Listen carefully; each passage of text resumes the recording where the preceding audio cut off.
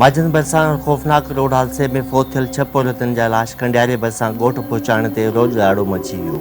हादसे में फ़ौत थियल 17 ॼणनि मां 6 पौरतनि जा मढ़ ॻोठ पुनल सोलंगी ऐं ॻोठ जुमो कलोड़ो में पहुचाया विया त हरख आली थी वई। फ़ौतनि जे घरनि में कोहराम मची वियो ऐं इलाइक़े में सोग वारो माहौल थी वियो।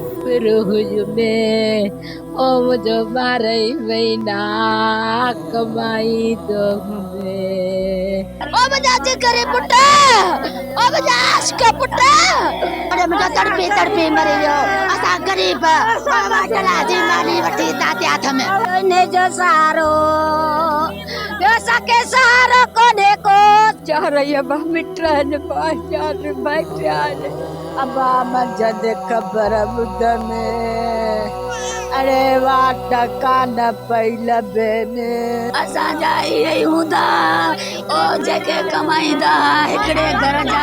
पौरत कराची में मज़दूरी करे पंजनि बचनि तोड़े घर भातियुनि जो पेट पालींदा हुआ ऐं पंजनि प्यारनि सां गॾु ईद करण ॻोठ आयल हुआ।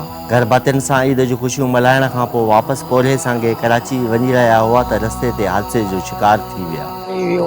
गरीब इन बुखे पेटल असांखे निमाई कई हिते केर बि कोन आयो आहे। असांजे ताईं केर बि कोन आयो आहे। असां ग़रीब ऐं यतीम ऐं असांखे को सहारो ई कोन्हे। हाणे असांजा बि कोन्हे केरु सहारो ॾींदो।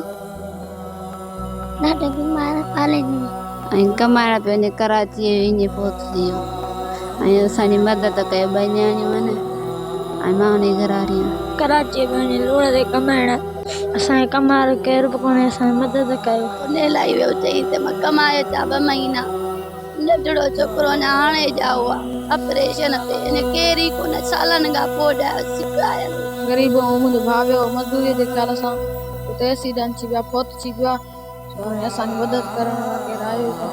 हितां जा 2 हाणे हिकिड़ो मुंहिंजो आशिक आहे भाउ ॿियो माशिक पुटु आहे। अल्लाह अफ़सोसनाक हादसे में फ़ौत थियलनि में 2 सॻा भाइर ऐं संदन सौट बि शामिल आहे जॾहिं त ॿिया फ़ौती पौरियत पाण में वेझा अज़ीज़ हुआ। अलमनाक हादसे में संदन जोगा झण थी विया आहिनि। जीव जोरींदड़ हादसे बावजूदि फ़ौतियुनि जे तॾे ते संदन वारसनि खे आथत ॾियण लाइ को बि चूंडियल नुमाइंदो तोड़े ज़िले अमलदार लड़ी न आयो आहे।